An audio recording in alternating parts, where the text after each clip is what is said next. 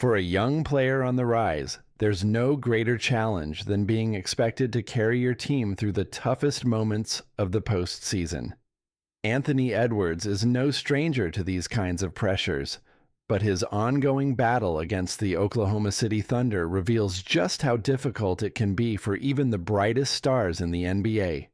With the Timberwolves' playoff hopes hanging by a thread, Edwards' performance in this series has put him squarely at a crossroads, where the line between emerging superstar and elusive potential becomes razor thin. Through 5 games this season where Edwards played more than 35 minutes and attempted fewer than 13 shots, the Timberwolves have a solitary win, one that came while he was under the weather. The rest of those games were all losses, and in one of them, Edwards' frustration boiled over, resulting in a $50,000 fine for giving the officials a gesture that spoke louder than any words ever could. But if there's one constant in this struggle, it's the presence of the Oklahoma City Thunder, whose defensive schemes have been nothing short of a nightmare for the Timberwolves. It's a showdown that exposes the underlying battle that Edwards faces every time he steps on the court against a defensive juggernaut like OKC.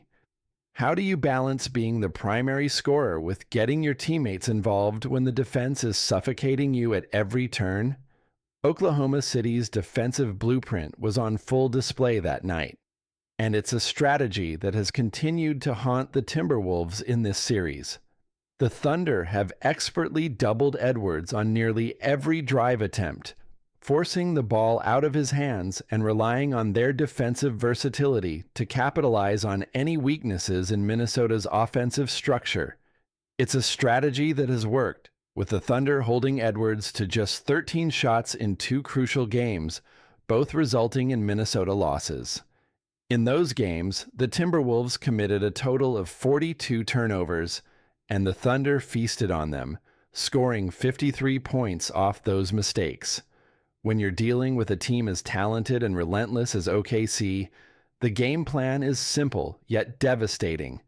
Make the superstar work for every inch of space, force him to trust his teammates, and then suffocate them with constant pressure. But here lies the paradox of the superstar's dilemma.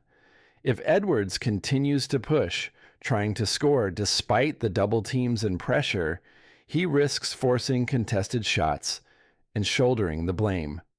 On the other hand, if he passes out of the pressure and his teammates fail to execute, that blame shifts back to him for not being aggressive enough. If Edwards is to elevate his game, he needs his teammates to match his intensity. The Timberwolves can't afford to have Randle or anyone else standing idly by while the Thunder turn up the defensive heat. For his part, Edwards can help himself by playing faster, challenging defenses before they can set up, and making sure his teammates stay engaged, even when he doesn't have the ball.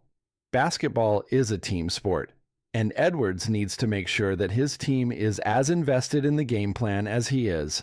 Perhaps the biggest challenge for Edwards, though, has been the absence of his once reliable jump shot. His pull-up three-point shooting, which was so efficient during the regular season, has faltered in the playoffs. He's hitting just 27% of his pull-up threes, a far cry from the 36.8% he posted in the regular season. On top of that, his mid-range game has been virtually non-existent, further limiting his offensive versatility. When you combine those shooting struggles with the Thunder's suffocating defense, you begin to understand just how fine the line is between a superstar's rise and a player still learning how to shoulder the load.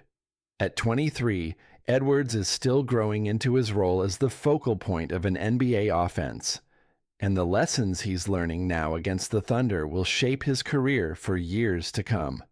Oklahoma City may be exposing the cracks in his game, but it's also giving Edwards a crash course in how to navigate the most difficult defensive schemes in the league. The question now is whether he can learn quickly enough to save his team's season, and whether he can evolve into the superstar the Timberwolves need him to be. Even if Minnesota's playoff hopes fade this year, One thing is clear. Edwards is their man. He just needs more time to refine his game, and maybe, just maybe, a little more help.